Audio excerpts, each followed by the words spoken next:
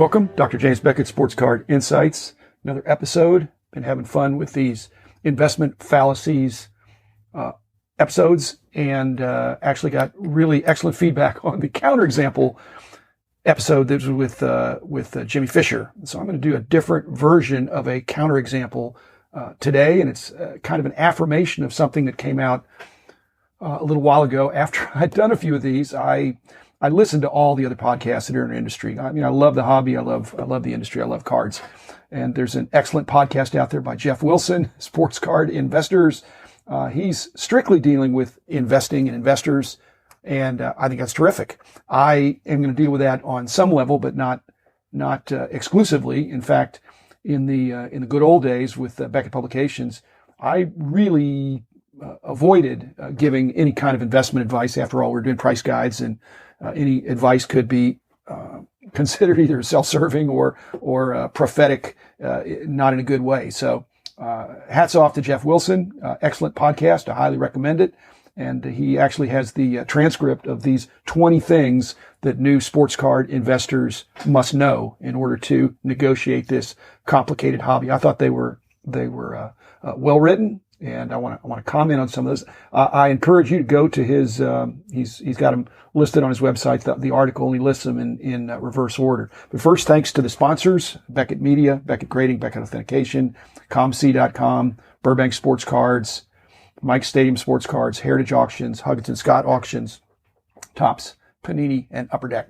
So the 20 things Geoff Wilson had that I'm largely affirming, and I want to point out those some potential fallacies or potential opportunities in the investment thing. I think, as he said, it's complicated. His first one, number 20, flipping cards is harder than you think, and that is true. I have a lot of expertise. It's not a no-brainer. There are occasional no-brainers that you'll see, wow, I know I can buy that and I can sell it for a lot more.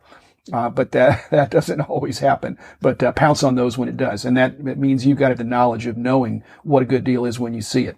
19 was don't forget the fees. Again, that's the change this year is internet. There's going to be a lot more charging of taxes, and that is going to be, if not a game changer, it's going to require I think some people would be wise to consider some tactical changes in the way they buy and sell over the internet. Shipping, other fees, they can really add up. I'm going to do an episode just on looking at true costs and true fees and true profit in the episodes to come. 18 was pay attention to shipping costs and beware. My strategy on that over many decades is to price the shipping. I mean, I haven't done this always, but I never got in trouble when I priced shipping less than what it costs to make it a little bit of a loss leader. Then it's pretty hard for somebody to complain that you charged them $4 for shipping if they look it up and they see that it costs $5. If it's $5 and you charged them $5 and it only costs $4, they think, well, they get upset sometimes. So don't let shipping come between you and a sale. Number 17 was always look up the price history of a card before making a purchase. Obviously, in the old days, they'd whip out their trusty copy of one of the Beckett Price Guide magazines or one of the books. Nowadays, you don't necessarily carry those around. You could have the OPG or other lookups, as he pointed out. But my point is you just can't, it's impractical to look up every card. I mean, if it's an expensive card, certainly I would encourage you to have due diligence and make sure you're getting a good deal. Number 16, negotiate. I would only say negotiate once. I think the problem with negotiation sometimes is that when it seems like when the other person has a card that is way overpriced, you sometimes think they're a jerk, but don't be a jerk just because you think they're a jerk. They may not know. They may be pricing something based on erroneous information. And so again, I would just say gently negotiate. Just say, would you be willing to take less? But if a person has an outrageous price on a card, don't counter with an outrageously low offer. Make a fair offer, or just see if even that person's receptive to that. After all, repeat business is really wonderful in this industry. Number 15 was when buying on eBay, always read the full eBay description, examine the photo. That goes for non-eBay purchases as well. Even when you look at a scan, you really need to, the emphasis there would be on carefully examining. Again, that carefulness needs to be proportional to how expensive the card is. But I've made mistakes, and perhaps everybody has. The 14, build a positive eBay reputation as soon as you can, especially before you try to sell. Certainly, I mean, you need a positive reputation everywhere. Bad news travels pretty fast and pretty far in this industry. And so whether you're artificially trying to build up your reputation on eBay or that's again, just do good things. Don't do bad things in your reputation. And there's also consigners out there that have huge positive feedback that will you could consign your cards and sell them. 13 was consider how much risk you're willing to take. Invest in the right category of cards for you. You just need to realize you could lose in certain categories. You could make a lot, but you could lose a lot. In fact, in every category, you could make a lot or lose a lot. No one has a crystal ball for the future. There could be other kinds of macro conditions that would affect this hobby that we love. I don't want to give any doomsday scenarios, but again, in a crisis, cards are just cards. Number 12. Invest in what you know. I wholeheartedly agree with that.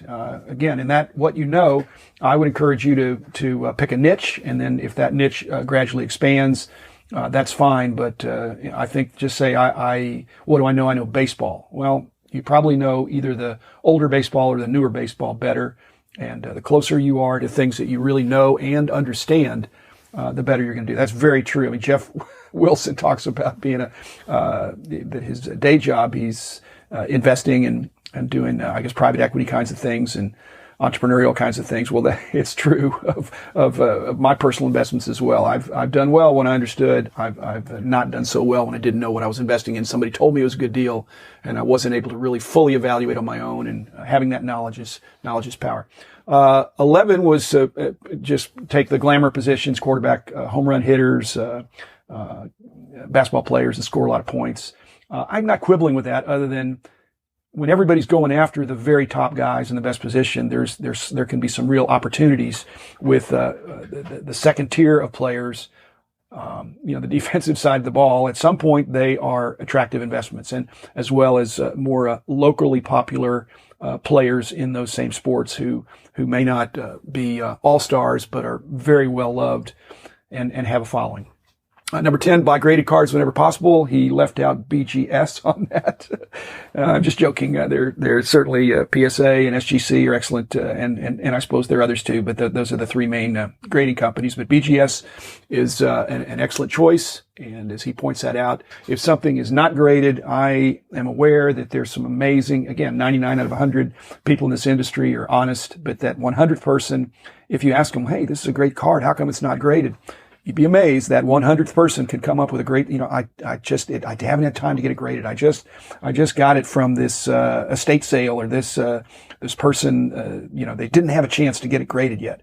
And then you, again, that 1 out of 100 chance that actually, again, if it's not graded, beware and, know who you're buying from and know their trustworthiness. Scarcity being relative and investing in scarcity, number 9. Scarcity is a qualitative word. It's the demand has to be greater than the supply, but it's the demand at that price has to be greater than the supply. So if the price is too high, even if something is scarce, you're not going to find buyers if the price is too high. Number 8, know exactly what card and variation you're buying and understand the checklist. Again, a good price guide. Half of what Beckett Publications did was not just the price guides, but the cataloging and detailing what was out there. So there with several versions, especially these subtle different colors.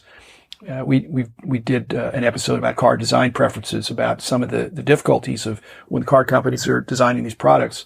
It can become very difficult to see that one card is so subtly different, but a great deal of difference in the value. Number 7, invest only in cards from licensed products and sought after sets. I generally agree, but certainly Panini has some interesting baseball products, and other companies have things that are partially licensed. Leaf seems to be doing very nice business. Brian Gray over there, and he actually thinks it's an advantage to not be licensed. Again, all things being equal, I would take the one that's fully licensed, but all things are not equal. The price may be different. You just know. So again, all things being equal, yes, get a card that's fully licensed. You'll have the player, the team logos, all that. But again, over the years, they've had the greater appreciation. But again, just depends on what you're paying, what you're getting in at. Number 6, generally invest only in rookie cards and first prospect cards. I take issue with the only. Again, there are relative bargains in the second-year cards. If you're looking at Luka Doncic, you want an autograph card, it's the same autograph. If it's his rookie year, if it's second year, there's going to be a drastic difference, and you may be willing to do that. As far as the investment, again, it depends on what you got in for. If anything gets overpriced and bid up, it's going to be rookie cards. So there may be relative bargains. Number 5, don't overreact to a player's recent performance. Take advantage of the fact that most people do overreact. I think that's true. Enough said about that. I'm not that kind of a person, but so many people are. There are advantages there to sell on the positive information if you have it. Number 4, don't buy players' cards the first week it hits the market. I agree only in the general sense. There are huge opportunities in the first week if you have special knowledge. So don't write it off. If you're a real big fan of the sport and you know who the young players are, there are lots of price anomalies in that first week. And most of them are things being overpriced out of caution. But if you're really sharp, you're going to see some opportunities that first week as well. Number 3, open for fun, not profit. The concept is that you're probably going to lose. Well, according to that theory, nobody would go to Las Vegas because most people lose, but they have a good time. And there are a number of big successes that people brag about when they come back that make it worth it. So if you go to Vegas several times, the odds are you're going to lose, but you're going to enjoy it and you're occasionally going to win. With cards, if you're buying right, again, if you're buying a box of cards at high retail at the peak and then opening up immediately when there's lots of competition, that may not be, that may be more fun than profit, but, again, people keep going to Vegas in droves and people keep buying boxes, and there are enough hits that even though you're going to lose maybe 2 out of 3 times, if your batting average is 300, but maybe it's more akin to slugging percentage because, if you hit a home run, that's what you're going to remember, not the strikeouts. Number 2, the right time to sell, when to sell. I think that's worth a whole episode. I sold when I needed money or I saw something I wanted more than what I had. And basically, I've also mentioned that I've had the problem that when I sold, especially in the early days, even when I was buying low and selling high, the market went so much higher. If I'd sold when I doubled my money, I would have left a lot of even more money on the table. And number 1, again, nothing to disagree with here. Have fun, enjoy the hobby. Even when you're an investor and it feels more like an industry or a business, it's still a hobby. So, Geoff Wilson, hats off to you. Encourage you listeners to go over to his Sports Card Investors podcast that comes out, I think, once or twice a week. And I'm enjoying it. Keep up the good work, Geoff. Thanks for providing something that I could comment on and make some further suggestions for how collectors and investors can really enjoy this great hobby. So, again, thanks, listeners. Be back again tomorrow with another episode.